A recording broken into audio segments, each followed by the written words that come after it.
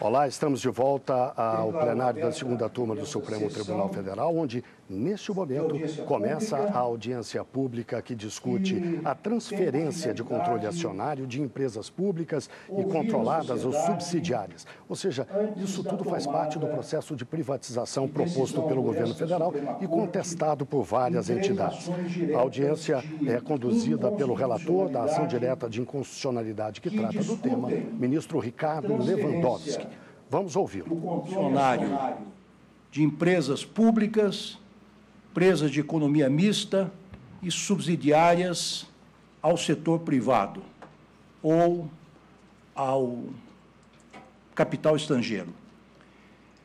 Queria dar as boas-vindas a todos, registrar que este é um ato judiciário, é uma inovação que foi feita recentemente no ordenamento legal pátrio, no sentido de dar concreção à democracia participativa também na área do Poder Judiciário. A democracia participativa é um avanço considerável, substantivo, com relação à democracia meramente representativa. É um momento que se dá em diversas oportunidades, conforme a Constituição consigna, especialmente no artigo 14, quando se permite ao conjunto dos cidadãos opinarem sobre assuntos públicos de relevância, tal como ocorre no referendo, no plebiscito, na iniciativa popular ou na participação em conselhos na área da saúde, da educação, do meio ambiente, e agora também, como eu disse, num ato processual importante, sobretudo nas ações objetivas ou nas ações de constitucionalidade, quando estão em jogo temas relevantes para a sociedade. Então, o tribunal se abre, a Suprema Corte se abre para a sociedade, para ouvi-la. Tudo aquilo que as senhoras e os senhores disserem está registrado não só em vídeo, mas também será registrado nas atas desta sessão, e tudo que se contém nestes instrumentos, nestas mídias, serão colocados à disposição de todos os ministros que utilizarão o conteúdo, o material assim coletado, para fazerem o seu juízo antes de decidirem, assim como este relator. Porquanto, por hora, por este momento, até agora, nós só proferimos uma medida liminar parcial relativamente ao pedido contido nessas ações diretas de constitucionalidade.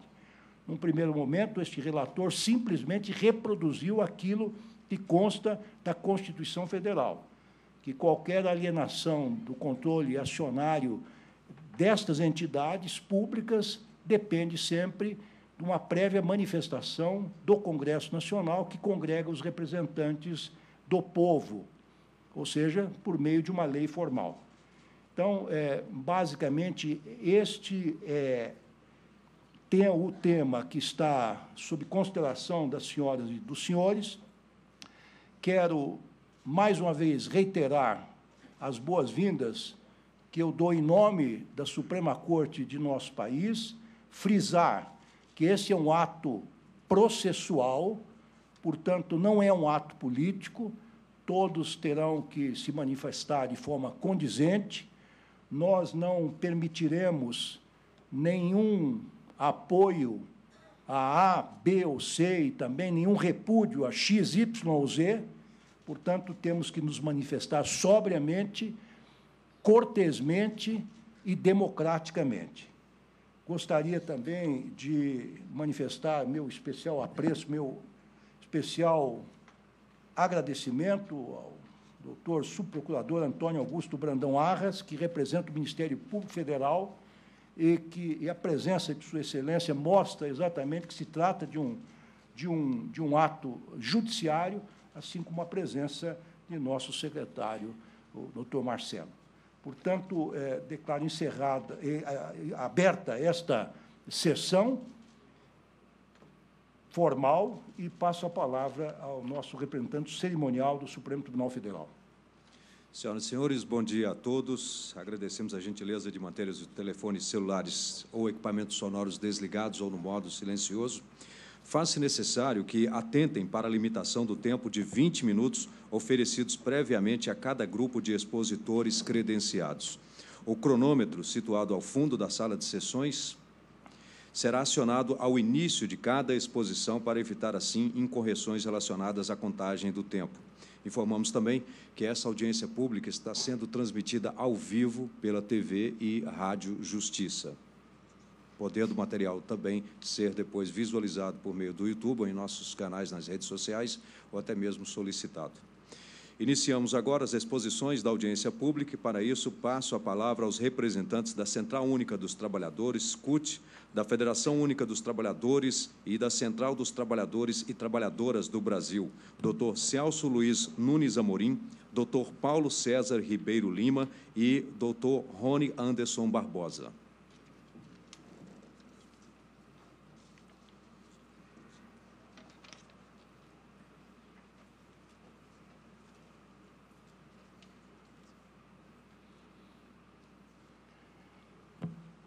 Perdão, antes de começar, todos os senhores sabem que o tempo de 20 minutos de cada grupo foi dividido pelos próprios integrantes do grupo. Portanto, espero que as senhoras e os senhores respeitem este acordo consigo mesmos e esse tempo será controlado pelo nosso secretário de sessões. Muito obrigado. O senhor está com a palavra. Bom dia a todos. Vou fazer um agradecimento ao ministro Ricardo Lewandowski, aos membros da mesa, em nome de quem também eu cumprimento todos os amigos aqui, os expositores, os amigos da Petrobras, da CUP, da FUP, do Congresso, a Eva, minha esposa Luísa, que me ajudou muito aqui nessa apresentação de hoje, né? Inicialmente, eu vou falar em nome do ministro Celso Amorim, tive essa honra aqui de representá-lo, depois eu passarei a minha fala propriamente dita, né? Então, houve no Brasil um fato importantíssimo, né? O advento do pré-sal, que mudou a geopolítica aqui no Brasil, né? São 176 bilhões de barris de petróleo que podem ser produzidos, e a Petrobras foi fundamental nesse processo todo, né? Eu chego a dizer que o pré-sal sequer seria descoberto se a Petrobras não fosse estatal. Então, a Petrobras, como estatal, é fundamental. E a razão de ser da Petrobras qual é? São as atividades de exploração e produção, refino, terminais, dutos, fertilizantes, petroquímica. Essas são a razão de ser da Petrobras. Se alguma dessas atividades da Petrobras for vendida, se algum ativo for vendido, isso é privatização. Destacar também muito a importância da Eletrobras no setor energético, na segurança energética nacional, né? E o ministro Celso Amorim faz questão aqui de ressaltar que os recursos hidráulicos, petrolíferos e minerais são fundamentais para a própria soberania do Brasil. Tá certo? Ele também ressaltou que outras empresas, ainda que majoritariamente privadas, são estratégicas para o Brasil. Ele dá muito destaque aqui à Embraer, né? Essa fusão com a Boeing, na visão dele, é uma questão até de segurança nacional. Ele reforça que nenhum dos grandes conglomerados de aeroespaço e defesa tem o controle acionário pelo capital estrangeiro. A União tem uma golden share e uma decisão muito política, né, era que a União vetasse essa fusão, que, na verdade, 80% do capital seria da Boeing, né?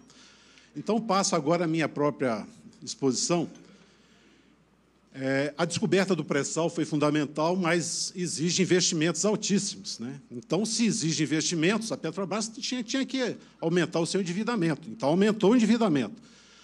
O pré-sal tem os poços mais produtivos do mundo hoje. São mais produtivos que na Arábia Saudita, onde existe o monopólio estatal do petróleo. É uma única empresa, que é a Saudi Aramco.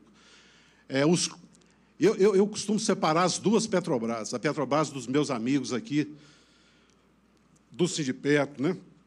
que opera, que trabalha, os técnicos, os engenheiros e a administração, né? Fundamental aqui é que a Petrobras, os técnicos da Petrobras, e eu fui por 17 anos, a gente consegue extrair petróleo pré-sal a $7 por barril, que ninguém consegue. A gente tem um custo de refino abaixo de $3 por barril, e a Petrobras sempre teve altíssimos lucros operacionais. Esse mito da Petrobras falida não existe, isso de fato é um mito. A Petrobras, nos últimos 8 anos, sempre teve lucro operacional bruto altíssimo, a média dos últimos 12 anos, 34,7 bilhões. Os prejuízos foram contábeis apenas, em razão de impairments, houve problemas de gestão, principalmente na área de refino, eu reconheço, e houve também a desvalorização do real. Então, levou a prejuízos exclusivamente contábeis. A Petrobras, com esse desempenho financeiro, sem nenhuma venda de ativo, ela vai chegar ao final do ano com uma relação dívida líquida EBITDA abaixo de 2,5, podendo ser até 2 sem venda de ativo. Então, na minha visão, a privatização não é técnica, ela é ideológica, tá certo? E é tomada pela alta administração da empresa, que é a outra Petrobras, que não é a Petrobras dos técnicos, de quem opera e quem realmente dá lucro para a Petrobras, tá certo? A Petrobras, eu separei aqui as duas fases, com base na antiga sistemática e na nova sistemática. Na antiga sistemática foi feita com base no decreto 2745, foram privatizados 18 bilhões de dólares com base nesse decreto e nessa antiga sistemática, sem licitação, isso segundo o Tribunal de Contas da União. Sem licitação, sob sigilo, escolha discricionária, restrição ao número de participantes, risco de ilícito similar ao da Lava Jato. O TCU julgou esse decreto inconstitucional, pois tratava de matéria reservada à lei. A Petrobras a administração da Petrobras entra com 19 mandados de segurança junto ao Supremo, todas as liminares favoráveis à Petrobras. O TCU, na minha visão, sem nenhuma base legal, né, alterou essa sistemática por meio de um acordo, o Acordo 442 de 2017. Na minha visão, perdão aqui o TCU, mas o TCU legislou com esse acordo. E, com base nesse acordo, estão sendo privatizados ativos de 30 bilhões de dólares.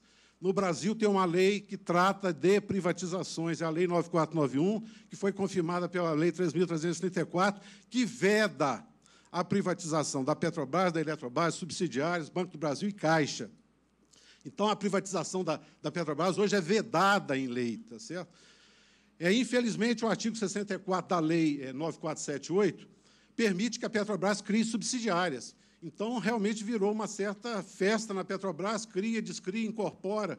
Então, o importante para mim aqui não é subsidiária, é a atividade. Quais são as atividades fundamentais da Petrobras? Independentemente de ser exercido por subsidiário ou não. A Refap foi subsidiária, foi incorporada, Abreu e Lima foi subsidiária, foi incorporada, e agora estava previsto o quê? A privatização. Foi suspensa, muito brilhantemente, pelo ministro Ricardo Lewandowski, mas pode ser inócuo, porque a Petrobras ela pode simplesmente vender essas refinarias como ativos, deixa de ser subsidiária. Então, a questão da privatização aqui é muito mais profunda do que simplesmente tratar de subsidiárias. São as atividades que são vedadas à privatização pela própria Lei 9491. A Lei 3.303, que é o tema aqui, o artigo 29, inciso 18, não é um programa de privatização, não é uma lei de privatização, ela é antiga. Esse artigo foi simplesmente copiado da Lei 8.666, que também tinha sido copiado do decreto anterior. Não houve inovação aqui. Existe apenas um certo oportunismo de utilizar essa lei, que não é sucessora da 941, como uma lei de privatizações, tá certo? Ela tem que ser restrita a casos muito específicos, baixos valores, porque aqui nós estamos falando de dispensa de licitação. Mas, em razão do Acórdão 442, do TCU, houve a determinação e se chegou a uma nova sistemática, né? A Petrobras alega que essa nova sistemática está alinhada aos decretos 988 e 9355, que todos tratam de dispensa de estação, absurdamente, na minha visão. Tecnicamente, você não pode vender uma unidade operacional da Petrobras com base nesse decreto 9188, que regulamenta só o quê? Ações, títulos e produtos comercializados, produzidos e comercializados pela Petrobras. A Eletrobras, por exemplo, é um exemplo de que promove, pelo menos, leilão. A Petrobras nem leilão faz. A nova sistemática precisa ser questionada aqui, o acordo precisa ser questionado junto a esse Supremo Tribunal Federal. O TCU não tem esse poder de legislar, então que seja por meio de ADPF, por meio de ADI, por meio de mandato de segurança, essa inconstitucionalidade precisa cessar. O TCU, ele até identificou bem o problema. A antiga sistemática tinha problemas, mas não cabe ao TCU resolver o problema. Isso é matéria reservada à lei. Foram feitas privatizações, então, sem licitação, sob sigilo, da NTS, por exemplo, que é até vedado pela 9491. A Petrobras não é uma empresa privada, como é tratado por esse decreto 9188. A Petrobras tem o direito de preferência no pré-sal, e a Petrobras jamais poderia fazer o que ela está fazendo. Ela tem que ter uma responsabilidade com esse país. Ela está simplesmente privatizando a Petrobras do Nordeste. Todas as atividades da Petrobras no Nordeste estão sendo privatizadas. Então, isso precisa encerrar e o mais rapidamente possível. E isso aqui é uma questão de soberania nacional, é uma questão de manter essas atividades com o Estado, porque são estratégicos para o país. Desculpe a pressa, muito obrigado. Agradeço ao senhor pela apresentação que fez. Peço ao nosso representante cerimonial que convoque o segundo orador da manhã de hoje. E essa será a sistemática, por gentileza, a ser seguida daqui para frente. Convidamos agora o doutor Paulo César Ribeiro Lima. Já. O doutor Celso Luiz Nunes Amorim. Não. Falou por ele também. É o senhor Rony Barbosa. Doutor Rony Anderson Barbosa. Pois não. O senhor Rony, para completar, peço ao cerimonial que depois observe essa prática também, é o secretário nacional de comunicação da Central Única dos Trabalhadores, CUT. Está com a palavra. Obrigado, excelentíssimo senhor ministro Ricardo Lewandowski, em nome do qual cumprimento a todos os demais presentes a essa audiência pública. Eu sou petroleiro com muito orgulho e represento aqui a Central Única dos Trabalhadores, uma central que foi fundada em 1983 e que hoje é a maior central sindical do Brasil e da América Latina, representando mais de 20 milhões de trabalhadores brasileiros.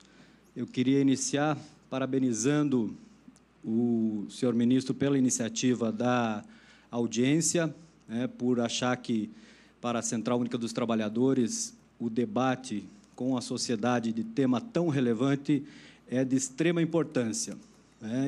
Tem, nesses tempos modernos de redes sociais, de discussões rápidas e WhatsApps, nós, às vezes, atropelamos decisões que poderiam ser muito mais aprofundadas. E tema tão importante como privatização e tão polêmico quanto privatização merece um grande aprofundamento na sociedade antes de qualquer decisão. Então, isso é muito bom para a nossa democracia, para o aprofundamento da democracia brasileira, Especialmente porque, ao se tratar de empresas públicas, estamos falando de empresas que foram constituídas pelo esforço do povo brasileiro. Nenhuma empresa pública surgiu com o esforço da iniciativa privada, de empresas estrangeiras, de outros países. Foi uma iniciativa do povo brasileiro que garantiu a existência de cada uma das empresas estatais que hoje nós temos, e cada uma cumpre o seu papel. E algumas delas são fundamentais para o desenvolvimento da nossa nação. Empresas como de energia, como a Eletrobras, que levam energia ao povo brasileiro, têm importância vital para o dia a dia da população. Qualquer mudança de controle de parte ou da totalidade de uma empresa como essa deveria ser muito bem debatido com o povo brasileiro antes da tomada de qualquer decisão. Isso afeta a vida de milhões de brasileiros. Infelizmente, nós já tivemos no Brasil, ao longo da sua existência, mas especialmente na história recente, nos governos de Fernando Collor e Fernando Henrique Cardoso, um processo acentuado de privatizações e vendas de empresas sem o devido debate. Talvez a mais simbólica delas tenha sido a privatização da Companhia Vale do Rio Doce, uma companhia extremamente simbólica para o povo brasileiro, extremamente importante para o desenvolvimento do nosso país, em que, durante o seu processo, houve inúmeros debates em toda a sociedade brasileira, e, ao final, foi feita uma pesquisa com a população, e a maioria da população era contra a venda da Companhia Vale do Rio Doce. Sem falar que o valor pelo qual foi vendido foi muito questionado e muito abaixo do que valia a empresa, ou seja, um patrimônio do povo brasileiro que foi entregue sem a devida remuneração, sem a devida contraprestação. Mas quero falar um pouquinho sobre também a Petrobras, né, que é essa empresa que foi criada fruto de uma luta do povo brasileiro, né, numa época, na década de 1950, em que nem se sabia ainda se o Brasil tinha ou não petróleo, especialmente a União Nacional dos Estudantes se engajou numa luta chamada O Petróleo é Nosso. E o fruto dessa luta foi a criação da Petrobras para explorar o petróleo no Brasil, que nem sabíamos se existia ainda, e depois foi comprovado que existia. E, desde essa época, setores internacionais, empresas internacionais, vinham agindo no Brasil com interesse nesse setor. E, de tempos em tempos, esses mesmos grupos econômicos vêm atacar de novo a empresa, que é o patrimônio, talvez o maior patrimônio do povo brasileiro construído até esse momento. E falar de petróleo é falar de um bem finito, um bem que vai acabar. Isso significa que, ao longo da história, até que se substitua essa matriz econômica, ela ainda é a principal matriz energética do mundo, até que se substitua, é a principal matriz energética do Brasil e do mundo. E, portanto, ela se valoriza à medida que o tempo passa, porque os recursos vão acabando. Então, entra aí nesse processo a descoberta do pré-sal. O pré-sal é justamente a grande descoberta dos últimos 20 anos no mundo, uma grande fronteira de reserva de petróleo que está estimada em bilhões e bilhões e bilhões de barris. Multipliquem por $80 e os senhores vão ter, e as senhoras vão ter a ideia do tamanho da reserva, o tamanho da riqueza que foi descoberta. E, desde então, sofremos muitos ataques, e a Petrobras vem sofrendo ataques, visando especialmente essa questão do pré-sal, a busca desse petróleo brasileiro. E questionava-se se a Petrobras teria condições, né? E o meu antecessor, o companheiro Paulão, já exemplificou aqui, a Petrobras explora o pré-sal hoje a $7 o barril, enquanto a média mundial de exploração de petróleo está acima de $15. Então, o barril do preço do petróleo explorado pela Petrobras, estatal e pública, é $7. Essa é uma informação importantíssima para essa audiência pública aqui. Isso nos leva a refletir um pouco também sobre a nossa soberania e que país nós queremos, né? A greve dos caminhoneiros, que, ao final, culminou também com a greve dos petroleiros, gerou um grande debate na sociedade sobre o preço dos combustíveis no país.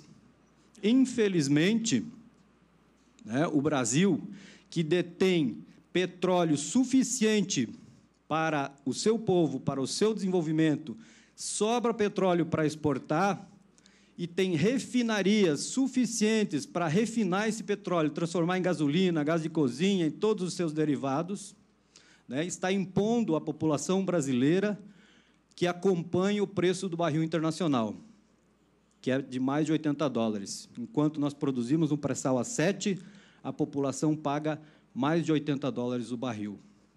Então, é óbvio que essa política de preço de combustíveis está errada e mostra que a Petrobras pode fazer diferente. E o povo pode pagar muito menos pelo combustível, como teve um grande período em que os reajustes eram feitos anualmente do combustível. Hoje são feitos diariamente.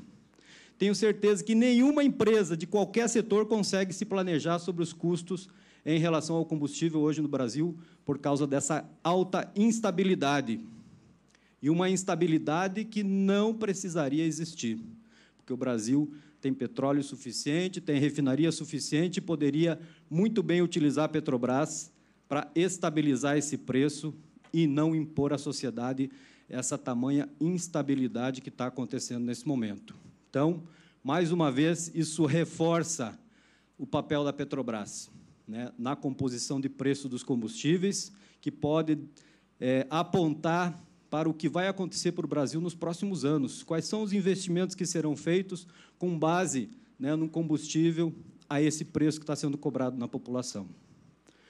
Hoje, nós temos milhões de pessoas que deixaram de consumir o gás de cozinha porque não estão mais conseguindo pagar o preço do botijão de gás, que em alguns lugares chega próximo dos R$100. Tem pessoas usando lenha.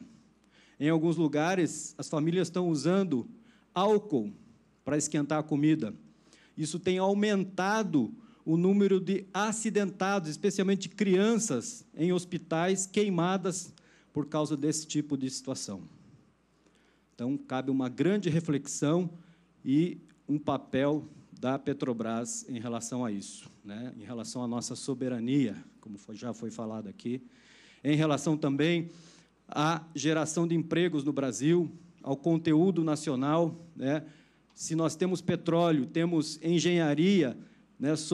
Petrobras é líder na exploração de petróleo em águas profundas, tecnologia brasileira gerada aqui por nós, né? Porque nós vamos construir plataformas e outras subsídios para a indústria do petróleo fora do nosso país, gerando empregos fora.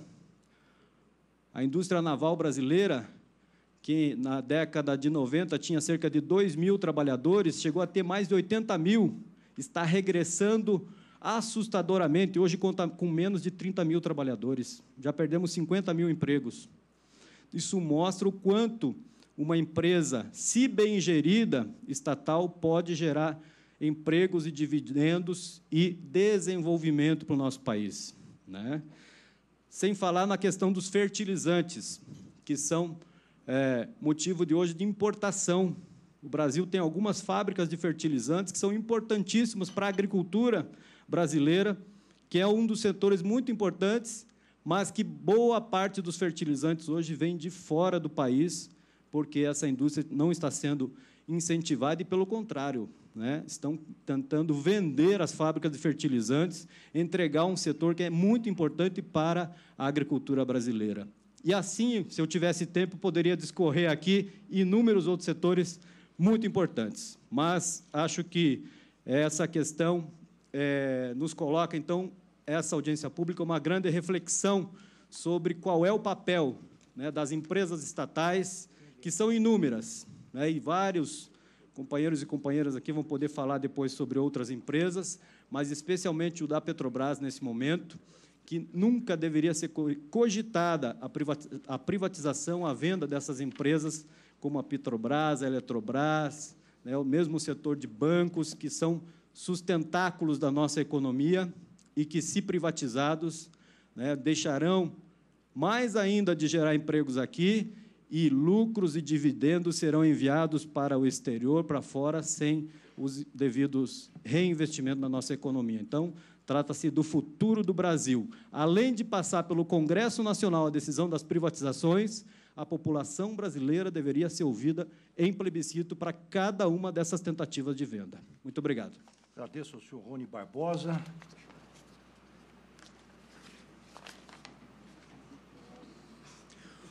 Ouviremos agora os representantes do Sindicato dos Metalúrgicos de São José dos Campos, o advogado Aristeu César Pinto Neto, o senhor Herbert Claros da Silva. Dividindo o tempo de exposição, ouviremos em seguida o professor Wagner Farias da Rocha. Os senhores dividirão o tempo de 20 minutos. Com a palavra, o senhor Aristeu César Pinto Neto, advogado do Sindicato dos Metalúrgicos de São José dos Campos e região.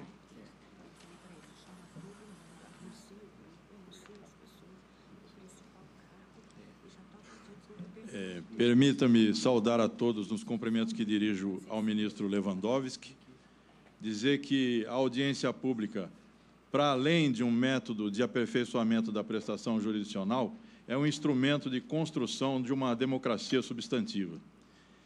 Eu vou abordar aqui uma experiência já efetivada de privatização, para analisar em retrospectiva os riscos que isso implica. Há um mantra neoliberal que aponta que nas empresas estatais há dois problemas, dois supostos problemas. Um deles, a má gestão, e o segundo deles, que seria um cenário propício à corrupção. Vamos pegar o exemplo da Embraer. A Embraer foi privatizada em 1994 por 154 milhões de reais. É o valor de uma aeronave, ministro. Uma aeronave de médio porte da Embraer custa hoje em torno de 150 milhões. A Embraer produz, em média, 200 aeronaves por ano. E aí nós temos alguns episódios ocorridos já sobre a privatização que desmontam essa falácia de forma cabal. 19 de fevereiro de 2009, a Embraer choca o mundo com a demissão de 4.273 trabalhadores e trabalhadoras, sob a alegação de que estava impactada pela crise econômica que se iniciou em 2008. Mas chamava a atenção que outras empresas do setor não praticavam demissão alguma. E aí, investigações demonstraram que, na verdade, não se tratava de uma redução de demanda por aeronaves.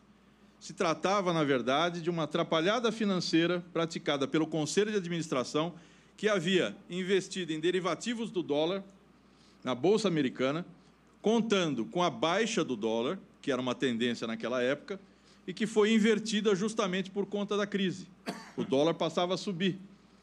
A perda com esse investimento em títulos que ultrapassavam $1 bilhão, a perda foi de 180 milhões de dólares. Tudo isso está documentado numa ação civil pública que tramita na 20ª Vara Federal daqui de Brasília. E, para fazer frente ao prejuízo, quem pagou a conta pela atrapalhada financeira foram os trabalhadores. Uma demissão coletiva, inclusive, que acabou jurisdicionalizada, com uma jurisprudência criada para impedir esse tipo de prática por parte das empresas. E, pior, o Conselho de Administração, naquele ano, se autobonificou com um prêmio de 50 milhões de reais. Ou seja, premiou a incompetência. Isso eu diria no plano da ineficácia da administração privada. Mas vamos ao tema da corrupção. Em 2015 e 2016, o controle mobiliário da Bolsa de Nova York identificou pagamento de propina na venda de aeronaves Super Tucano para a República Dominicana, para a Índia, para Moçambique e para a Arábia Saudita. Em 4 operações com esses 4 países, na venda de uma aeronave que é tida hoje no mundo como a de melhor performance. Ninguém consegue competir com o Super Tucano como uma aeronave de treinamento. O Super Tucano ganha concorrências nos Estados Unidos, derrubando aeronaves de treinamento que têm história dentro dos Estados Unidos. Ou seja, é uma aeronave de altíssima performance. Não teria nem, digamos, até pela lógica dos corruptos, não teria sentido fazer uma negociação envolvendo propina. Pois bem, mas houve a prova e houve um acordo de leniência. O acordo de leniência custou aos cofres da Embraer $200 milhões pagos ao setor de controle da Bolsa Americana, acrescidos de 68 milhões de reais pagos à Comissão de Valores Imobiliários no Brasil, por conta também de um acordo de leniência. Esse caso, infelizmente, ainda não acabou, ministro, porque existe hoje suspeita de que o acordo que foi entabulado com a CVM tenha envolvido alguma irregularidade. A imprensa está cobrindo isso, a PGR está investigando a atuação do procurador Marcelo Miller, né, que atuou também num acordo com a JBS, e o primeiro desses acordos foi feito com a Embraer. Então, nós podemos ter, digamos, um desdobramento de um fato que envolveu uma corrupção nesses patamares, e aí a solução que foi engendrada também está sob suspeita. Eu queria deixar esse registro, porque soma, do ponto de vista de prejuízo suportado pelos trabalhadores, detalhe, já ia me esquecendo, nesse segundo, no pagamento dessa multa de 200 milhões, foi aberto um PDV, um plano de demissão voluntária, e foram cortados 1.500 postos de trabalho. Então, nós temos os seguintes números totais, do ponto de vista de prejuízo: 500 milhões de dólares, o equivalente a 2 bilhões de reais, torrados pelo Conselho de Administração Privado. 5 mil postos de trabalho extintos, ou seja, 5 mil famílias, 20 mil pessoas, em média, que ficaram desempregadas por conta dessa gestão, que eu diria, mais que responsável, foi criminosa. Eu gostaria de fazer esse registro e ser realmente telegráfico, porque existem muitos outros dados para serem acrescidos aqui com relação à Embraer, que hoje sofre o risco, comprovando que a privatização, na verdade, é a antessala da entrega da soberania, né, sofre o risco de ser adquirida pela Boeing. Muito obrigado. Agradeço ao doutor Aristeu César Pinto Neto, que é advogado dos sindicatos metalúrgicos de São José dos Campos e região. Convido agora, aliás, peço ao cerimonial que convide o próximo interveniente. É o senhor Herbert Claros da Silva, vice-presidente do Sindicato dos Metalúrgicos de São José dos Campos e região.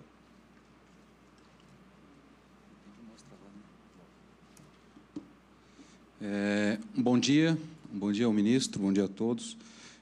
Meu nome é Herbert, eu sou diretor do Sindicato dos Metalúrgicos de São José dos Campos e região, filiado da CSP Conlutas e sou trabalhador da Embraer, mais precisamente ajustador mecânico, trabalho na produção de peças de aviões da Embraer. Bom, como o tema é de forte relevância em relação ao tema em si da privatizações, nós estamos aqui falando da Embraer, uma empresa que já foi privatizada em 1994, acho que é muito importante o registro, como o processo de privatização, ela coloca como ameaça imediata ou ameaça futura a entrega para o capital internacional.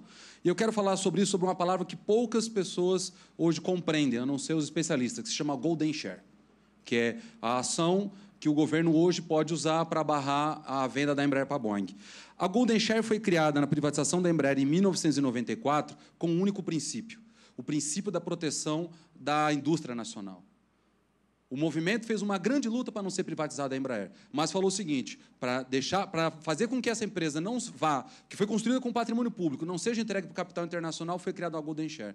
E essa Golden Share agora, ela pode ser usada pelo governo para justamente para ser contraditória ao princípio que foi criado na sua privatização, que é manter uma empresa nacional. Então, esse é o grande risco que nós estamos sobre a venda da Embraer agora, e tem forte relevância com esse tema da audiência pública em relação às privatizações, que é o papel da Golden Share. A Embraer diz que ela precisa vender para a Boeing porque ela sozinha não consegue sobreviver no mundo tão concorrente do mercado. E isso, para o sindicato, é uma mentira em si só. A Embraer fez 49 anos agora, em 19 de agosto. Esses 49 anos foram... nós somos a única empresa de aviões no Hemisfério Sul. Nós construímos essa empresa resistindo aos concorrentes, e nós podemos continuar resistindo a eles. Tanto o Boeing como o Airbus não fabricam o mesmo tipo de aeronave que a Embraer fabrica. A Embraer, inclusive, hoje é considerada a melhor empresa do mundo. É líder no mercado em relação ao tipo de segmento, ao tipo de aeronave. E para os sindicatos dos metalúrgicos de São José, Botucatu e Araraquara, que estamos nessa campanha, o maior risco que o Brasil tem hoje é justamente a entrega da Embraer para a Boeing. E por vou elucidar dois simples motivos sobre isso. Um deles é que a Boeing é nossa concorrente, e sempre foi. E na história do capitalismo, a história dos monopólios, não há uma empresa sequer que foi adquirida por outra e que sobreviveu depois. Eu não vou descrever as histórias sobre isso aqui, porque senão eu vou perder um pouco do meu tempo, nós estamos dividindo, mas essa é a história dos monopólios. E outro fato concreto tem se mostrado na própria mídia norte-americana, não na mídia brasileira, infelizmente, mas na mídia norte-americana. Faço um convite a quem quiser conhecer mais sobre o tema, procurar o site do Seattle Times, um importante jornal, porque o Seattle Times está no estado de Washington, onde está a Boeing hoje nos Estados Unidos. E em duas interessantes matérias sobre isso, a gente encontrou uma entrevista com o presidente da Boeing sobre um novo projeto de um avião que eles estão fazendo, que é o novo avião de médio porte. E nessa entrevista, nessa mesma matéria, tem uma entrevista com o presidente da Embraer, Paulo César, no qual o presidente da Embraer fala que a Embraer vai ter grande participação, pode ter grande participação nesse novo avião da Boeing com interiores e trem de pouso. Quero dizer a todos aqui presentes, para fazer trem de pouso, para fazer interiores de aviões, a Embraer só precisa de 500 funcionários.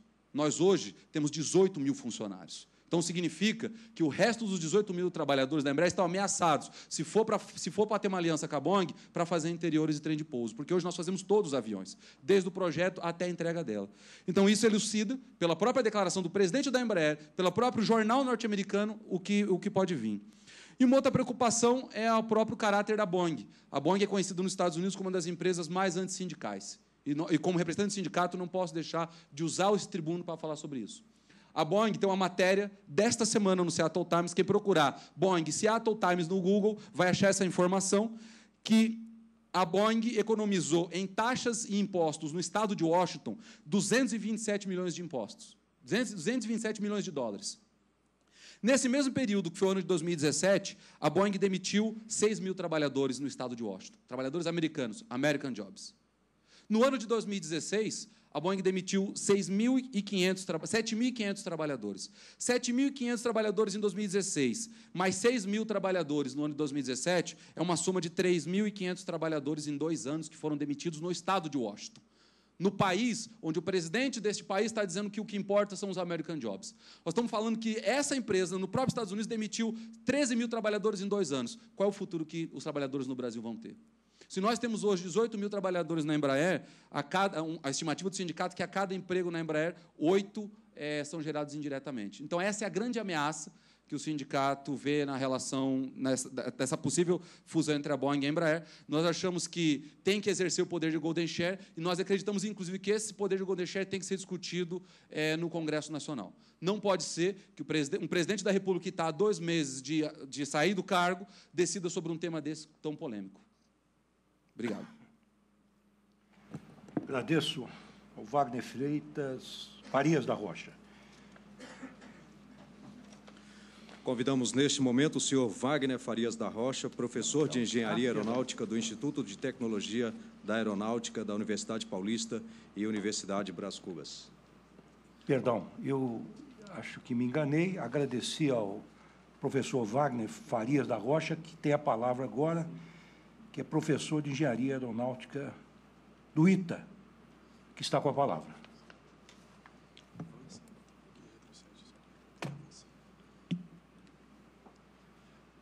Com permissão, ministro, para começar. Peço ao senhor que fale mais perto do microfone, Perfeito. por gentileza. Então, aqui é a palavra de engenheiro aeronáutico, aviador da Força Aérea, alguém que viveu a vida inteira na Embraer, na FAB, tem uma visão técnica e de projeto, né? Bom, o motivo aqui essa audiência pública se refere à estatal, a Embraer não é estatal, mas a ação de classe especial, como já foi dito, e o Estatuto Social da Embraer geram dispositivos para que ela seja tratada como se estatal fosse, né? O exemplo aí dos 40% de votos, que é o limite do estrangeiro, sendo que em qualquer assembleia, os brasileiros eles têm o poder total. O ponto a ser defendido é que a transferência de controle foi apresentada ao público de forma irregular e que ela resultará na perda da capacidade da Embraer de projetar e produzir novos tipos ou modelos de aeronaves. Isso é uma posição técnica, não é um pedido. Estou afirmando que, se transferir dessa forma, o Brasil vai perder a capacidade de projetar avião. Vai ficar no estágio tecnológico dos anos 50. E esse meu ponto eu estou apresentando por dever de consciência, como cidadão brasileiro, sem nenhum vínculo com qualquer organização pública ou privada. A base do raciocínio, o memorando de entendimento firmado, então, os fatos de realidade. O memorando fala de parceria estratégica, de uma joint venture de aviação comercial e que a Boeing terá o controle da gestão. E depois um comunicado interno do CEO da Embraer fala que passaria para o controle da Boeing as unidades Faria Lima, que é São José dos Campos, a unidade EDE, Taubaté, Évora e Nashville. E eu coloquei ao lado o que faz cada unidade. A Faria Lima concentra toda a engenharia aeronáutica de base, fabrica peças e a montagem final de comerciais e um modelo executivo. A EDE tem plena capacidade em projeto e produção de trem de pousos complexos de geometria, enfim. Taubaté, logística. Évora, em Portugal, seria composto, materiais, né, de fibra, e Nashville é centro de serviço. Então, foram identificadas 3 irregularidades, né? Então, a primeira, não é joint venture, mas transfere os principais ativos para a concorrência. A Boeing é concorrente da Embraer. Então, foi distorcido o conceito de joint venture. Segunda irregularidade, os comunicados afirmam que a operação tem como escopo a linha de aviação comercial. Esse comunicado viola o princípio da verdade, porque foi dito que é da aviação comercial, mas, de fato, estão sendo transferidas unidades de engenharia. Não podemos atuar com a violação do princípio da verdade, isso é coisa basilar. A terceira irregularidade é que a Embraer, que sobrou, não vai conseguir desenvolver aeronaves, modelos de tipo está certificado e nem tem engenharias de base para suporte de serviço, modificações e alterar o projeto. E o grave questionamento, né? O administrador da Embraer tem poderes legais para celebrar um memorando de entendimento com uma empresa concorrente? Um memorando que prevê a transferência do núcleo da empresa e que afirma que vai transferir a linha de aviação comercial, mas, de fato, transfere unidades produtivas de projetos essenciais. A lei das SAs fala que o acionista controlador ele tem que cumprir a função social. Fala no artigo 117, eu só vou ler a letra B, promover a cisão da companhia com o fim de obter para o trem vantagem devida em prejuízo dos demais. Está explícito na lei isso aí. A Embraer concorre com a Boeing. O modelo 190 e 195, lançado ao mercado entre 97 e 2010, ele sozinho vendeu quase que o dobro de todos os concorrentes. E expulsou do mercado o 737-600, que era o menor, expulsou do mercado o 717, expulsou do mercado o 318. Olha os números de vendas aí. Então, o nosso avião vendeu o dobro de todos os outros. Então, a Embraer concorre com a Boeing, sim. E na versão seguinte, que é agora após 2010, o 737-700 só vendeu 58 e o 319 NEO só vendeu 56. Por quê? São aviões ineficientes, nós estamos vencendo com a engenharia. Então, é importante que venha aqui um engenheiro e um especialista estabelecer. Não se fala mais em acessar as imensas tecnologias da Boeing, não é isso que está em jogo. Nós dominamos a técnica de projeto e produção aeronáutica. Isso é o domínio do estado da técnica. Então, temos que interromper nesse momento, nessa audiência pública, declarar que esse complexo de brasileiro vira-latas, né, que o que vem de fora é melhor, que a Europa é melhor. Não é assim. Os números comprovam isso. A explicação é a questão de asa, que os aviões da Embraer são feitos para cada segmento de mercado. Só para ilustrar, o 737, a geração MAX agora, usa a asa da geração NG anterior. São 6 modelos de aeronave com a mesma asa. A nova geração 195E2 são 3 asas diferentes, uma para cada avião. Isso dá um trabalho de engenharia pesado, mas é um dever de casa que é feito para que o avião seja eficiente. E eu falo da questão do dever de casa, né? Enfim. A solução para essa questão é estabelecer uma efetiva joint venture contratual e não a societária. A joint venture contratual é análoga à que existe na Europa entre a Leonardo e a Airbus, onde cada empresa mantém a identidade. Isso é o conceito de joint venture, não a transferência de ativo. Então, houve uma distorção da verdade. E a questão ela chegou no ponto de sinalização de violação de dispositivos legais, que seria muito recomendável um termo de ajustamento de condutas, conforme estabelecido pelo Ministério Público, né, que é entre o violador do direito para impedir a continuidade da situação de ilegalidade. Hoje, nós temos engenheiros e estrangeiros na Embraer acessando a dados de projetos militares. Então, nós temos uma questão grave que está em curso. E a outra questão é a necessidade de recomendar o governo americano, porque a Embraer que sobrou, ela não consegue mais fazer projeto aeronáutico. Então, é um prejuízo para os acionistas, tanto os brasileiros quanto os americanos. Ou seja, essa operação, como está desenhada, ela está eivada de irregularidades graves. Não é uma mera questão de fazer isso, de corrigir alguma não conformidade. Então, nesses termos, o tema já foi colocado para a presidência de forma errada, né? Falou-se em joint venture. Depois, no Congresso, a Embraer não se fez representar na audiência pública.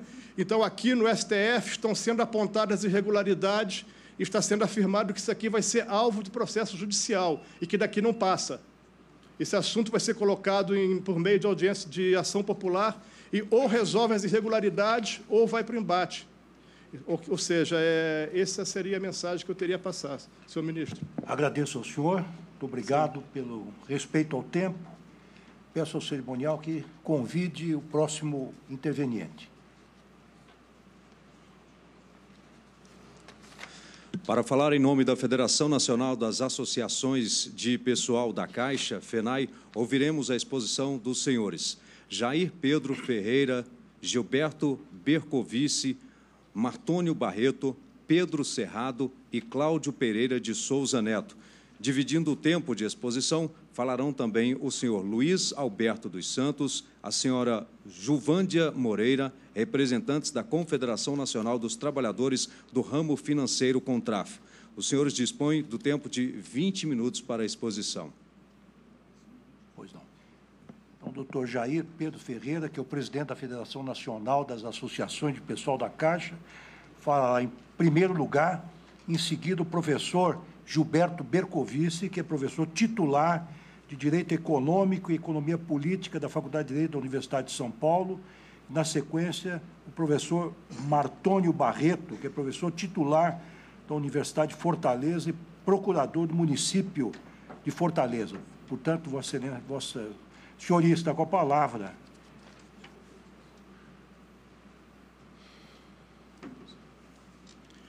Bom dia, senhor ministro.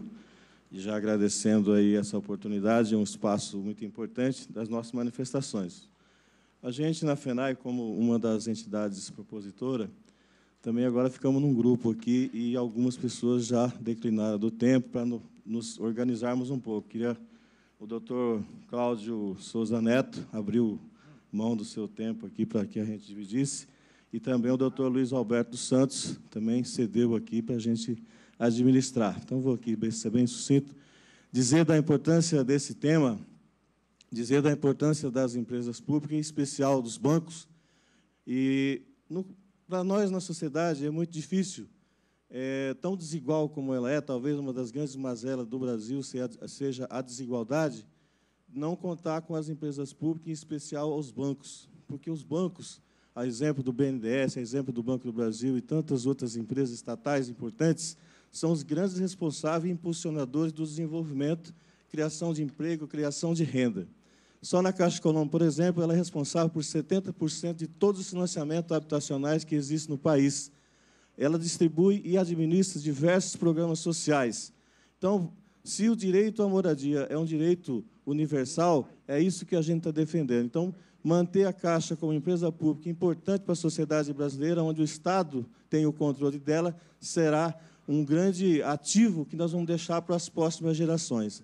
Passar esse ativo para a iniciativa privada, a gente já tem exemplos diversos com relação ao sistema financeiro, e isso não vai permitir que a sociedade tenha um espaço e as pessoas que tenham mais necessidade, que carecem de uma ajuda e de um acolhimento do Estado, são nas empresas estatais, no nosso caso especial, a Caixa, né, a importância que se vai ter, que nós vamos poder dar cidadania para milhões e milhões de pessoas. Então, a manutenção dessas empresas é fundamental para a economia brasileira. Então, já queria deixar aqui o nosso agradecimento a todos os empregados da Caixa, à Federação e aos nossos advogados que contribuíram bastante para abrir esse espaço. Ministro, eu acho que essa audiência ajuda bastante a sociedade a compreender um pouco o papel que essas empresas têm contribuído muito ao longo da sua história. Obrigado. Agradeço ao senhor. Professor Gilberto Bercovici.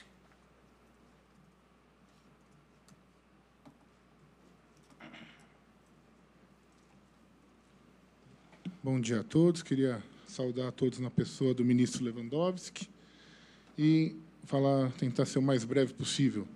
Em um Estado de Direito, a atuação estatal se pauta pela legalidade em todas as suas dimensões, estatuída de acordo com a hierarquia normativa estabelecida pela Constituição. Alienação de bens e ativos de entes da administração pública tem por regra, advinda do próprio texto constitucional, a exigência de licitação. A licitação é uma imposição expressa, conforme determina os artigos 37 e 21, 173, parágrafo 1º, 3 da Constituição. A legalidade, isonomia e impessoalidade são princípios estruturantes de qualquer licitação pública.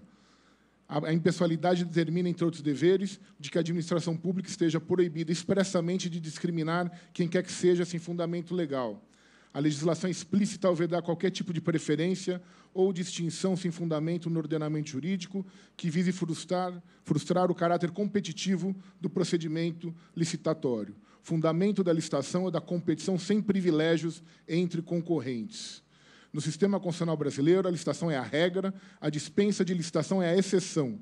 O artigo 29 e 18 da Lei 13.303, de 2016, prevê a dispensa de licitação apenas em determinados casos específicos, de compra e venda de ações, títulos de crédito, de dívida ou de bens que as sociedades de economia mista produzam ou comercializem. Alienação eventual de ações ou comercialização de produtos ou bens que a empresa produz não pode ser confundida com a alienação de todo e qualquer ativo. Infelizmente, é isso que faz o famigerado Decreto 9.188, de novembro de 2017, que institui o regime especial de desinvestimento de ativos das sociedades de economia mista, editado com a justificativa de regulamentar, entre outros, o artigo 29 e 18 da Lei 13.303. Esse decreto vai além do que dispõe a lei e pretende possibilitar a alienação sem qualquer licitação de todos os ativos pertencentes às empresas estatais. E as empresas estatais, sejam elas sociedades de economia mista ou empresas públicas, são entidades integrantes da administração pública, são dotadas de personalidade jurídica de direito privado, sua criação autorizada por lei, são um instrumento de ação do Estado. Apesar da personalidade de direito privado, qualquer empresa estatal está submetida a regras especiais decorrentes da sua natureza de integrante da administração pública. E essas regras decorrem da sua criação autorizada por lei, cujo texto excepciona a legislação societária, comercial e civil aplicável às empresas privadas.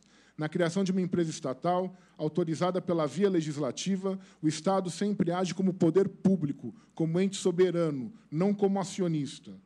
Toda empresa estatal é criada deliberadamente como instrumento de ação do Estado. Não por acaso, sob a nossa Constituição, toda empresa estatal está submetida às regras gerais da administração pública. Da mesma forma que a empresa estatal deve ter sua criação autorizada por lei, no artigo 37 e 19 da Constituição, ela só pode ser extinta por lei ou na forma da lei. Essa necessidade de autorização legislativa para a extinção das empresas estatais em geral, inclusive as sociedades de economia mista, sempre foi defendida pela doutrina administrativista brasileira, estando hoje consagrada no artigo 61, parágrafo 1º, 2, letra E, da Constituição, com a redação alterada pela Emenda Constitucional 32, de 2001. Não pode, portanto, exigir um processo de desestatização ou privatização sem lei específica que determine qual empresa estatal será privatizada e sem licitação prévia, o que, aliás, também a própria lei determina a própria Lei 9491, de 97, que substitui a Lei 8.031, cuja constitucionalidade, inclusive, não foi decidida até hoje por essa Corte. Sob a Constituição de 88, as empresas estatais estão subordinadas às finalidades do Estado. O interesse público é o fundamento, é o limite e o critério da iniciativa econômica pública. Os objetivos das empresas estatais estão fixados por leis. Elas não podem se furtar a esses objetivos sob pena de desvio de finalidade. É para isso que foram criadas e são mantidas pelo poder público. A legitimidade da ação do Estado como empresário é a produção de bens e serviços que não podem ser obtidos de forma eficiente e justa no regime de exploração econômico privado. A esfera de atuação das empresas estatais é a dos objetivos da política econômica, é da estruturação de finalidades maiores, estratégicas, cuja instituição e funcionamento ultrapassam a racionalidade de um único ator individual. A empresa estatal não tem finalidades microeconômicas, ou seja, estritamente empresariais. Ela tem, essencialmente, objetivos macroeconômicos a atingir como instrumento de atuação do Estado. Esses dispositivos constitucionais são formas de vinculação e conformação jurídica constitucionalmente definidas, que vão muito além do disposto no artigo 173, parágrafo 1º, 2, que iguala o regime jurídico das empresas estatais que prestam atividade econômica ao mesmo das empresas privadas, seus aspectos civil, comercial, trabalhista e tributário. Natureza jurídica de direito privado, isso tem que ficar claro, é um expediente técnico, não derroga o direito administrativo, não derroga o interesse público, sob pena de se inviabilizar a empresa estatal como instrumento estratégico de atuação do Estado. Fica patente, então, que as empresas estatais estão constitucional e legalmente vinculadas aos fins definidos nas suas leis definidoras, não havendo possibilidade jurídica de utilizar o seu patrimônio, seja por vontade da sua administração ou do governante de plantão, para atender a outras finalidades, comprometendo, inclusive, a sua continuidade e atuação como ente da administração pública. Nós podemos ilustrar a situação que vivemos hoje no Brasil com um exemplo dado pelo jurista italiano Ugo Mattei. Autorizar que um governo venda livremente os bens de todos para fazer frente às suas necessidades contingentes e conjunturais é tão irresponsável quanto consentir no plano familiar que um zelador venda os bens de maior valor da casa, como a prataria, o carro, os eletrodomésticos, para suprir as suas necessidades particulares, como viajar de férias ou pagar uma dívida particular. O governo é administrador fiduciário, ele atua sob mandato. Ele não pode dispor dos bens públicos ao seu bel prazer. O governo não é proprietário das empresas estatais, ele é apenas o seu gestor. O governo tem que ser o servidor do povo e não o contrário. Nesse sentido, a decisão liminar do ministro Lewandowski, determinando que qualquer alienação de ações que implique perda do controle público sobre as empresas estatais só pode ser efetuada mediante prévia autorização de lei e por meio de licitação pública, restaura a legalidade violada inúmeras vezes por um processo de desmonte e entrega de ativos públicos que não tem qualquer fundamento constitucional. Muito obrigado. Eu agradeço ao professor Bercovici e observo que aqueles oradores que trouxerem um texto escrito e quiserem juntá-lo aos autos, que façam um requerimento nesse sentido para apreciação do relator. Então, agora falará o professor Martônio Barreto. Bom dia, senhor ministro relator, Ricardo Henrique Lewandowski. Bom dia, senhor subprocurador da República, senhor secretário. Bom dia a todos que aqui estão. Apenas continuando as palavras ou a ideia central do que o professor Gilberto Bercovici disse, eu ressaltaria a importância e diria o aspecto inexorável do princípio da legalidade, ou melhor, do princípio de estabelecimento de lei no seu sentido, no seu real sentido material e formal, para o desfazimento de ativos acionários ou de qualquer outra prerrogativa inerente às empresas estatais. Isso decorre, senhor ministro, num primeiro momento, é importante salientar, de uma conquista daquilo que se chama do Estado de Direito da Modernidade, ou seja, um Estado de Direito da Modernidade que nós entendemos a partir com a ruptura do absolutismo, a partir da Revolução Francesa aos nossos dias.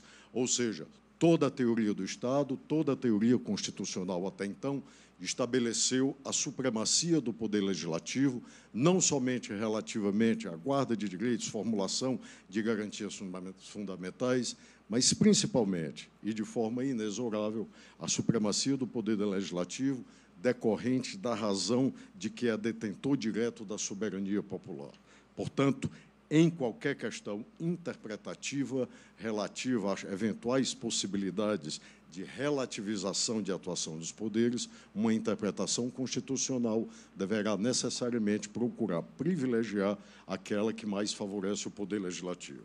Nesse sentido, como uma Constituição advinda de uma perspectiva da teoria da democracia, como é a Constituição de 88, é que a adoção de uma Constituição rígida, como ela foi feita, impõe o regime da legalidade, pois implica na adoção de um sistema de hierarquia. Na verdade, senhor presidente e prezados que aqui estão, é interessante observar a radicalidade do princípio da legalidade quando se observa, por exemplo, a decisão do Tribunal Federal Constitucional alemão, que chegou, inclusive, a criar uma teoria, a teoria da essencialidade, que entendia que todas as matérias significativas para a liberdade, existências dos indivíduos e, evidentemente, se tratar, quando de uma Constituição cujo dirigismo constitucional é o seu norte, como é a lei fundamental alemã, haverá de ter, essencialmente, uma lei autorizadora dessas mudanças. Portanto, há um precedente no constitucionalismo democrático moderno e há um precedente, sobretudo, deste constitucionalismo democrático. Essas considerações sobre a dimensão da legalidade, da supremacia e da reserva da lei são úteis para que se possa traçar contornos devidamente estabelecidos ante essa perspectiva. Portanto, é nesse sentido, senhor relator, que a alienação de bens e ativos diante da administração pública terá por regra necessariamente derivados, seja da teoria que informa a nossa Constituição e o nosso constitucionalismo, seja dos precedentes, ou seja, a exigência de uma legalidade. Isso acontece, senhor relator, sobretudo no caso do malfadado decreto número 9188 de 2007, está-se diante de uma violação a este princípio constitucional, com a pretensão de o decreto ir muito além do que autoriza uma lei, que supostamente o regulamenta. O Poder Executivo ultrapassou visivelmente os seus limites e, mais do que isso, ao abrir um espaço normativo para uma possibilidade de atuação sem previsão legislativa. Na verdade, senhor presidente, encaminho-me para a conclusão, na verdade, o que se pode imaginar, se aceita a possibilidade de uma ausência legislativa para o desfazimento de ativos, está, na verdade, abrindo-se a porta para que também, caso haja um insucesso no desfazimento do controle acionário ou do patrimônio de uma empresa nacional ou da intervenção do Estado no poder econômico, caso haja um insucesso diante dessa autorização, também, sem autorização legislativa, o resultado deste insucesso possa vir a ser incorporado, assumido pelo Estado, sem a mesma autorização legislativa, o que significaria um enorme prejuízo para o poder público e para o Estado. Portanto, na verdade, o que se pretende, ao escapar da imposição constitucional e autorizada pela história constitucional de uma autorização legislativa, na verdade, o que se quer é que, se também, na eventualidade do insucesso, sem autorização legislativa, o Estado assuma um prejuízo que não deu causa. Portanto, trata-se necessariamente de um ato violador da Constituição e violador de toda a necessidade imperativa legislativa constitucional. Muito obrigado. Agradeço ao professor Martônio.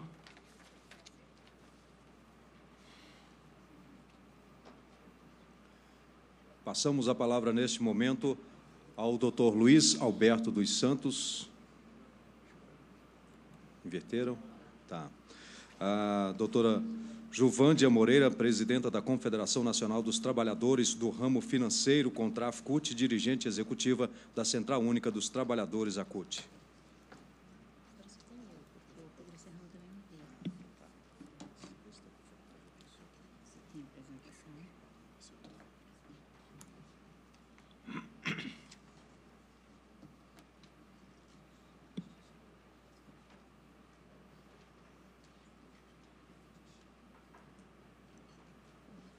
Como é que eu passo isso? Avança e retrocede. Queria cumprimentar o excelentíssimo senhor ministro Ricardo Lewandowski e a todos e todas presentes nessa audiência. Gostaria de começar falando de uma questão que costumam dizer, né, os defensores da privatização, que as empresas estatais não são eficientes, que as empresas estatais não têm uma gestão eficiente, né? E os números mostram o contrário. A gente vê, por exemplo, os resultados líquidos das estatais só no primeiro semestre de 2018 são 37,3 bilhões de reais de lucro líquido. Um crescimento, inclusive, em relação ao mesmo período do ano anterior.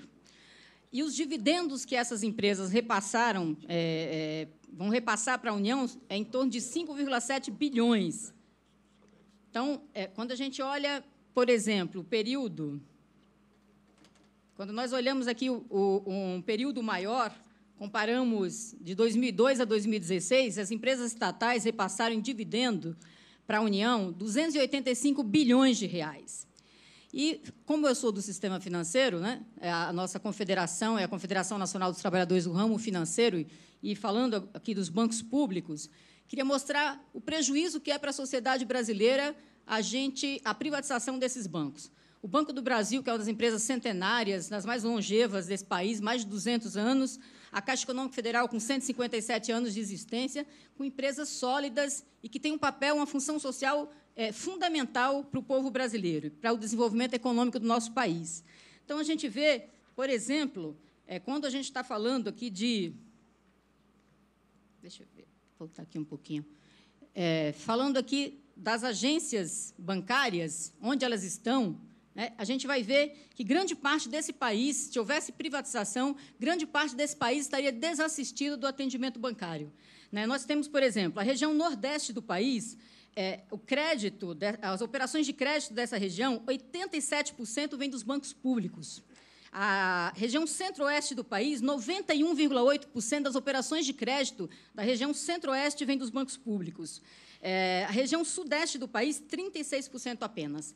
Na região norte do país, 94,5% das operações de crédito vêm dos bancos públicos.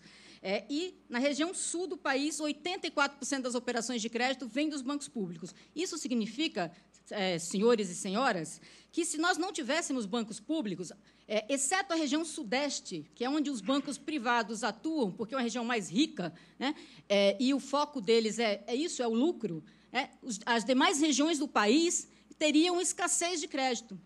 E nós teríamos problemas tanto no financiamento imobiliário, no crédito agrícola, no financiamento para o desenvolvimento econômico.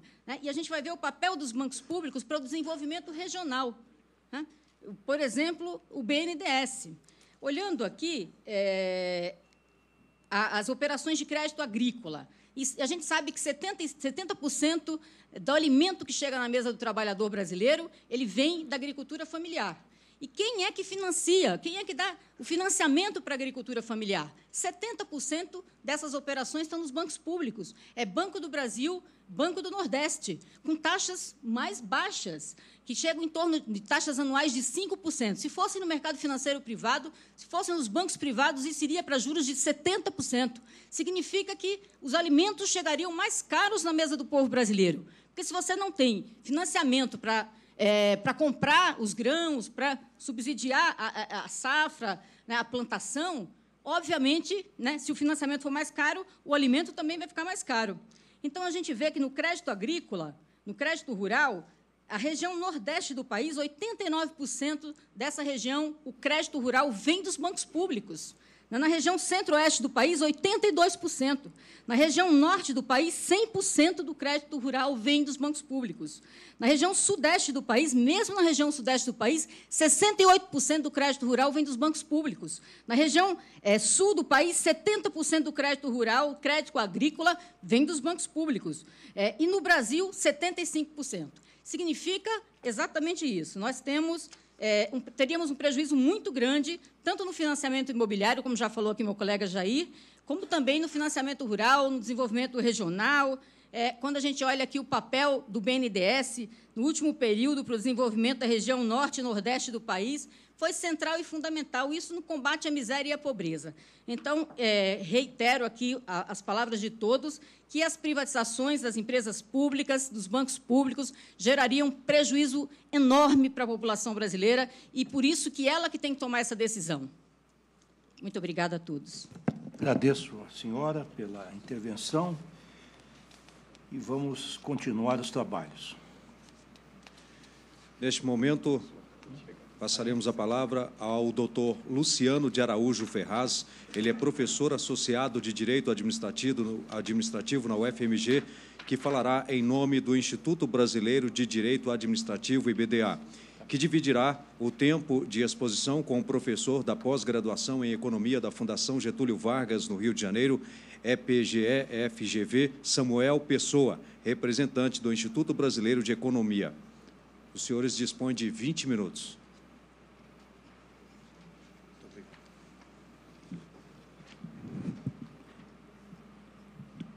Excelentíssimo senhor ministro Ricardo Lewandowski, na pessoa de quem cumprimento todos os presentes, aqui compareço representando o Instituto Brasileiro de Direito Administrativo e dizendo que o posicionamento que se faz da tribuna é um posicionamento com compromisso exclusivamente voltado com a Constituição brasileira e a estabilidade das relações jurídicas desse país.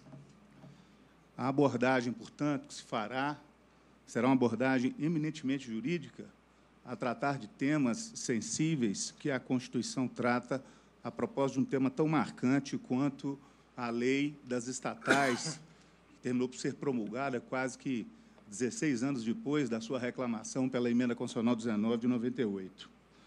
O Estatuto das Estatais traz, a bem na verdade, duas ideias nucleares. Do ponto de vista da governança corporativa, dos controles e das exigências de transparência, o Estatuto traz uma espécie de publicização do regime jurídico que se aplica às empresas estatais e suas subsidiárias. E, do ponto de vista de licitações e contratos, pelo contrário, há uma ampliação do ambiente contratual e da bilateralidade das relações que estas empresas, que são organizadas à moda e ao figurino privado, têm com os seus fornecedores e demais stakeholders. É necessário, para o tema em voga, eminente ministro, que se faça a diferença fundamental que a Constituição estabelece a propósito de 3 tipos de entidades, e refiro-me aos incisos 19 e 20 do artigo 37 da Constituição da República. É porque o artigo 37 e 19 trata de empresas estatais, vale dizer, sociedades de economia mista e empresas públicas. Já o inciso 20 do artigo 37 trata das subsidiárias das empresas estatais, na sua primeira parte, e das chamadas empresas participadas ou empresas privadas participadas, que são empresas privadas com participação estatal, na segunda parte do artigo 37, inciso 20. Parece diletantismo querer fazer essa distinção, mas ela é fundamental, eminente ministro, porque o regime jurídico que ressai desses 2 incisos para cada tipo de entidade é diferente. No inciso 19 do artigo 37, o Constituinte expressamente exige autorização legislativa específica para a criação das empresas estatais, ou seja, sociedades de economia mista e empresas públicas, ao passo que, no inciso 20 do artigo 37, exige-se apenas autorização legislativa para que haja a instituição de subsidiárias das empresas estatais e que haja a previsão da participação das empresas estatais em outras empresas privadas. E isso implica uma diferença de regime jurídico por conta do grau de publicização que há num e no outro caso. Quanto mais perto se estiver da administração central, quanto mais forte for a incidência e ingerência do controle estatal sobre a empresa, maior será a publicização do seu regime, ao passo que, quanto mais longe estiver a entidade da influência do poder estatal, menor será a ingerência de normas e disciplinas de direito público no âmbito dessas entidades. As empresas estatais compõem a administração indireta e, como tal, têm um regime jurídico mais apertado, ao passo que as subsidiárias, como já entendeu essa Suprema Corte, por exemplo, no julgamento da ADI 1649, não compõem a administração indireta.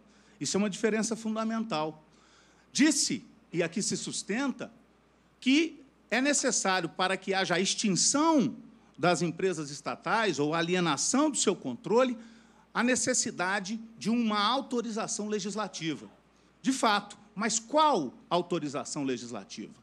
Porque a empresa estatal é criada por lei específica, ao passo que a subsidiária é criada por autorização legislativa genérica. É necessário estabelecer-se um princípio de paralelismo de formas no e no outro caso. Todavia, não transformar um paralelismo de formas num paralelismo de conteúdos.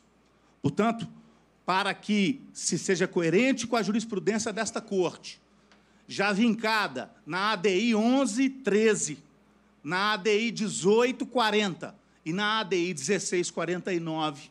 Precisamos nós, numa linha de coerência e segurança jurídica, chegar às seguintes conclusões. Para a criação da empresa estatal é necessário lei específica, mas para a alienação da empresa estatal ou de sua extinção, o Supremo se basta na mera previsão de autorização genérica, desde que presente em lei formalmente votada pelo Poder Legislativo desse país. Segundo, no caso das subsidiárias, como a Constituição admite que haja instituição por autorização genérica, o que se faz, a bem da verdade, é autorizar que haja uma delegação para o Poder Executivo, para que o Poder Executivo, ou para os órgãos de governança das empresas estatais, para que estes órgãos ou o Poder Executivo possam deliberar sobre a constituição ou a extinção de subsidiárias das empresas estatais. E, por fim, no caso da participação dessas empresas em empresas privadas, sequer a Constituição exige que haja essa autorização legislativa. É bem verdade, ministro, que o artigo 2918 da Lei 3.313, que Vossa Excelência bem corrigiu na liminar que deu, havia sido interpretado de maneira incorreta na regulamentação que saiu a propósito da edição pelo presidente da República. Isso por quê? Porque o dispositivo, já disse aqui o professor Gilberto Bercovitch, trata de dispensa de licitação. Ele não trata de autorização legislativa para a alienação de participações societárias. E, nesse particular, o que ele regulamenta é o início do artigo 37.21 da Constituição Federal, que autoriza que haja o estabelecimento em lei de hipótese de contratação direta sem licitação. Portanto, o objetivo do artigo 29.18 não é autorizar a alienação em si das empresas estatais, tampouco delegar a possibilidade de fazê-la a propósito das subsidiárias. O objetivo ali é afastar a licitação em hipóteses em que se tenha cabimento. Mas é necessário perceber, eminente ministro, que a própria Lei 13.303 tem outro dispositivo que trata do tema, que é o artigo 28, parágrafo 3º, em que está autorizada a criação ou extinção de parcerias estratégicas, desde que comprovada a inviabilidade de competição. E aí é necessário que façamos uma leitura conjugada dos dois dispositivos, sob pena de antinomia. O artigo 28, inciso 18, tem um foco diferente do artigo 28, parágrafo 3º, de modo que a leitura de ambos os dispositivos é que nos possibilitará chegar a alguma conclusão no que diz respeito à possibilidade do afastamento ou não da licitação no caso de venda das empresas, da participação nas empresas estatais, repito, que já deve estar autorizada em outra lei que não na Lei 13.303 de 2016. A leitura que se propõe é a seguinte: quando se trata da venda com controle ou da saída integral da participação pública, seja em empresas públicas ou sociedades de economia mista, a licitação se impõe, a não ser que seja possível enquadrar a hipótese no artigo 28, parágrafo 3º, onde existe uma preponderância de aspectos subjetivos e não objetivos na escolha do destinatário das ações. Porque, quando há preponderância de aspectos subjetivos na escolha, a licitação não se impõe, porque ela se rege pelo princípio do julgamento objetivo e não pelo princípio do julgamento subjetivo. De modo que, se for possível justificar-se a alienação no âmbito das parcerias estratégicas previstas no artigo 28, parágrafo 3º da Lei 13.303. Justificada a inviabilidade de procedimento competitivo, é possível fazer-se a venda direta. Por outro lado, se não for possível essa justificativa, ou seja, se não for a preponderância do aspecto subjetivo, o fundamental para a escolha do parceiro, é necessário que se faça a licitação. Em outras palavras, o artigo 29, inciso 18 da 13.303, há de ser lido conforme a Constituição, para, primeiro, ser aplicado a casos de venda de títulos de dívida, para casos de alienação ou venda de bens que essas empresas estatais comercializem ou produzam. E no que diz respeito às ações, eminente ministro, à participação societária, o dispositivo há de ser lido conforme a Constituição, apenas e única e exclusivamente para hipóteses de vendas parciais da participação societária sem perda do controle. Em resumo, o 2918 tem um espectro diferente da hipótese do artigo 28, parágrafo 3º da Lei 13.303. E, sob pena de antinomia, é necessário balizar a ambas. O último tema, quero tratar das chamadas empresas participadas. Já disse que, nas empresas estatais, a criação depende de lei específica, mas a alienação de lei genérica. Nas subsidiárias, o Supremo compreende que a criação pode se dar por delegação legislativa, como também pode se dar a venda por deliberação dos mesmos órgãos de governança interna da companhia. E no que diz respeito às empresas participadas, é dizer, aquelas em que o poder público possui participação minoritária, a Lei 13.303 sequer tem aplicação.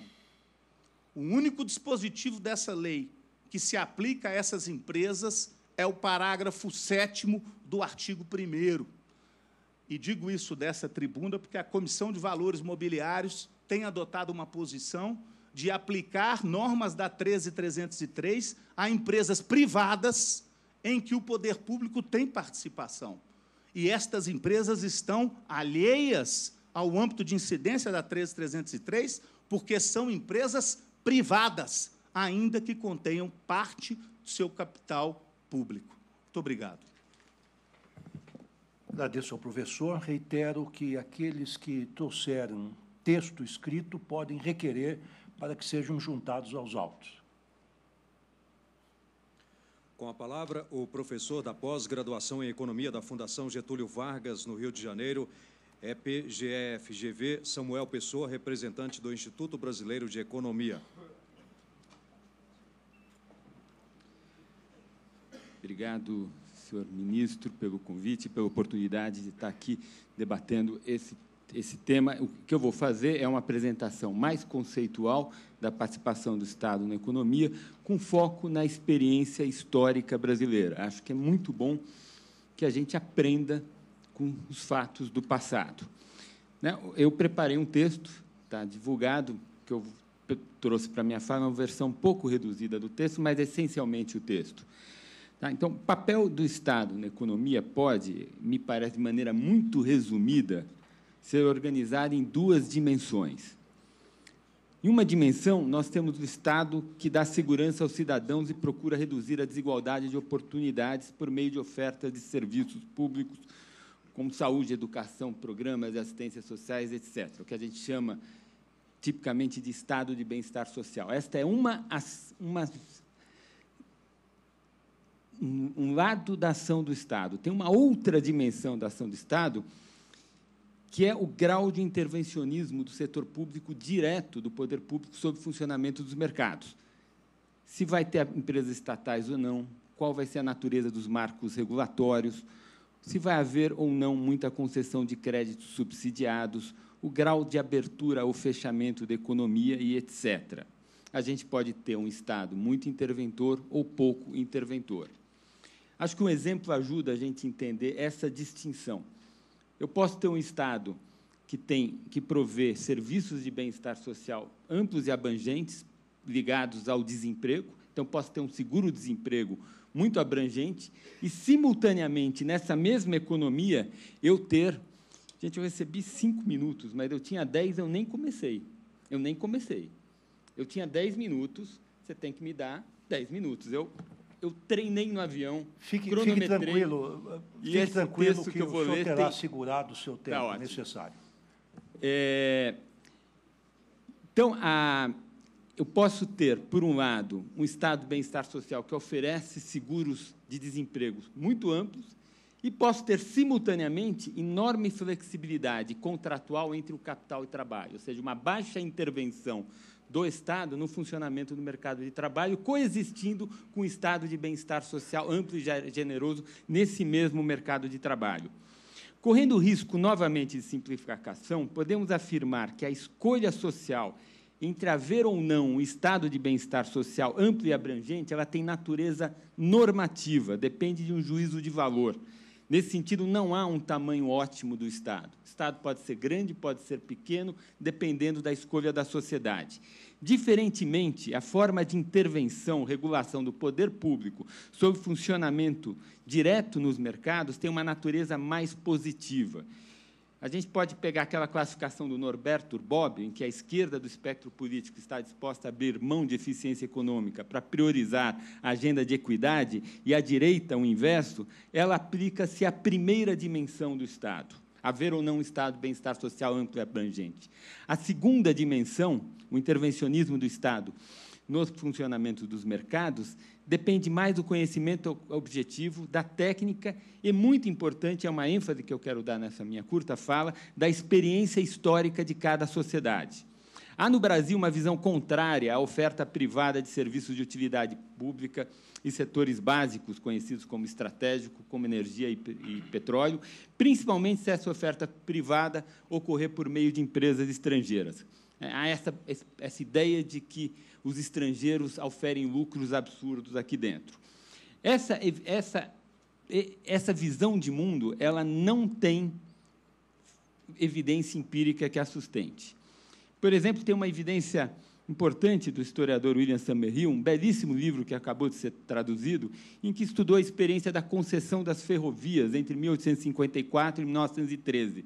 Mostrou que o retorno social dessas ferrovias foram sempre muito superiores ao retorno privado e que elas foram importantíssimas ao desenvolvimento do país no Brasil, no período, inclusive muito mais essenciais para o desenvolvimento brasileiro do que as ferrovias foram para o desenvolvimento americano no mesmo período. O mesmo autor, William Summerhill, em outro estudo, investigou com muito cuidado todo o mercado de títulos de dívida soberana no Brasil no período do Império e mostrou que os prêmios de risco que o Império Brasileiro pagava na sua dívida era muito pouco acima do prêmio de risco que a rainha dos juros que a rainha da Inglaterra pagava, simplesmente porque ao longo do Império nós nunca falhamos em pagar a nossa dívida soberana. Tem um outro trabalho de Marcelo Jordan que estudou com muito cuidado os 81 balanços da empresa Light entre 1898 e 1978 até a estatização final da empresa e mostrou que ao longo desses 81 anos de operação no Brasil a empresa teve uma taxa de retorno de 3,6% ao ano em dólar constantes. Não há nenhuma evidência que os canadenses, acionistas da empresa, tenham explorado o povo brasileiro, mas há sinais que, após o Estado Novo, a gente começou a exercer um controle tarifário muito forte, a rentabilidade caiu e a empresa foi saindo do setor, até a estatização final, em 1978. Eu não conheço nenhum trabalho que documente que os juros pagos na dívida externa ou que os ganhos das empresas multinacionais de operação no Brasil tenham sido excessivos. Outro exemplo interessante, para mim, é a campanha O Petróleo é Nosso. Forte mobilização praticamente unânime da sociedade. Naquela oportunidade, meados dos anos 50, uma parcela de 7 de cada 10 crianças de 7 a 14 anos estavam fora da escola. E nós construímos Brasília e a Petrobras. Cálculos da época mostravam que o retorno econômico, e enfatizo, somente o retorno econômico do investimento em educação era muito maior do que qualquer coisa que Brasília ou a Petrobras podem retornar ou podiam retornar ao país. Nova rodada de intervencionismo nos legou pesado fardo. Com dificuldade, estamos saindo da maior perda de produto e a mais extensa no tempo dos últimos 120 anos e a segunda maior perda de PIB per capita dos últimos 120 anos. A forte inflexão intervencionista na política econômica na primeira década do século passado gerou um hospital de empresas quebradas e muito prejuízo ao Tesouro Nacional. Os repasses do Tesouro Nacional, BNDES, totalizando 500 bilhões de reais em 7 anos, representam mais gastos do que todo o gasto do Tesouro americano com o Plano Marshall, já atualizado a valores de hoje, e pelo câmbio de hoje de $4 por real, ou 4,10. Recente estudo de Ricardo Barbosa e Gabriel Vasconcelos, Ricardo é funcionário do banco, documentam que cada R$1 emprestado pelo BNDES gerou 50 centavos de investimento. Ou seja, qualquer análise de custo e benefício das ações do banco nesse período começa com 50% de desperdício. Outro enorme desperdício foi a alteração do marco regulatório do petróleo em 2010. Não era necessário. Nós acabamos perdendo a maior janela de preços internacionais e a sociedade não aproveitou tudo que poderia ter aproveitado da riqueza mineral. Também acho que vale a pena a gente olhar a experiência histórica, o que Eugênio Goudin escreveu no artigo do Globo, em 12 de maio de 1961, citando o discurso do deputado Raul Góes. Cito o ilustre deputado: um navio de 10 mil toneladas a ser construído em Jacuecanga foi contratado por 1 bilhão e 680 milhões de cruzeiros. O mesmo navio no mercado internacional custa 680 milhões de cruzeiros, ou seja, um desperdício de 1 bilhão de cruzeiros, escrevia Goudin. Ele continua: o Brasil está sofrendo por falta de transporte marítimo e não pelo fato dos navios serem construídos aqui no Japão ou na China. Ora, o problema do transporte marítimo pode ser equacionado nas seguintes palavras. Segue o mestre Goudin: os navios gastam 50% do tempo nos portos, 27% do tempo em reparações e apenas 20% do tempo navegando. Eu adiciono, claro, o problema de baixa produtividade, nosso mal maior. As tripulações são quase o dobro do tamanho das tripulações dos navios de outras nacionalidades. Pois bem, a esse problema, sem dúvida, árduo e de penosa solução, resolve-se por uma mágica do senhor Kubitschek, construindo no navio nos países, no Brasil, pelo dobro ou triplo do preço. Ou seja, a gente não tem aprendido com a experiência histórica. Não à toa a gente repetiu o fracasso da indústria naval dos anos 50, nos anos 70 e agora nos anos 2000. A conclusão é que nossa experiência, tanto nos casos bem-sucedidos quanto dos desastres, é farta em mostrar que, em termos de oferta de serviços de utilidade pública e de bens e insumos estratégicos, devemos ser pragmáticos. Não somos uma sociedade rica ou com enorme capacidade de poupança, como, por exemplo, é o caso dos países do leste asiático e, mais recentemente, da China continental. Estados que fazem opção por uma ampla rede de bem-estar social não têm espaço orçamentário para que o Estado seja muito ativo na intervenção direta na economia por meio de empresas estatais ou oferta de crédito subsidiado, como foi a nossa experiência recente. As intervenções no setor elétrico e de petróleo e gás criaram passivos na casa de muitas dezenas de bilhões de reais que levarão décadas para serem pagos. Em resumo, os dois Estados, o Estado de bem-estar social e o Estado intervencionista, não cabem no orçamento do Tesouro Nacional. Temos que saber priorizar. O Brasil é um país de renda média, com carga tributária próxima a 33% do PIB, cerca de 10 pontos percentuais acima da média dos países da América Latina e Caribe. Penso que esses princípios devem nortear a reflexão dessa Casa sobre o problema da desestatização. Não sou especialista no setor de petróleo elétrico, outros, muito mais credenciados, estarão aqui para iluminar os senhores. Procurei trazer um pano de fundo para a discussão. Não há evidência de que, historicamente, o capital privado, em especial o capital privado de propriedade estrangeira, tenha obtido ganhos excessivos em qualquer medida. Desconheço trabalhos que documentam esse fato. Temos repetido ao longo de mais de meio século tentativas caras e, em gerais, muito desastrosas de intervenção do Estado na oferta direta dessas atividades. Muito de nosso descuido histórico com a área social tem como origem inversão de prioridades. Com marcos regulatórios adequados e com a garantia da competição, podemos tranquilamente deixar esses setores a cargo do capital privado, seja doméstico ou estrangeiro. A experiência histórica assim demonstra. Muito obrigado pela atenção dos senhores. Agradeço ao professor Samuel Pessoa. Faremos um intervalo de 5 minutos para que as mesas sejam rearticuladas. Obrigado por enquanto.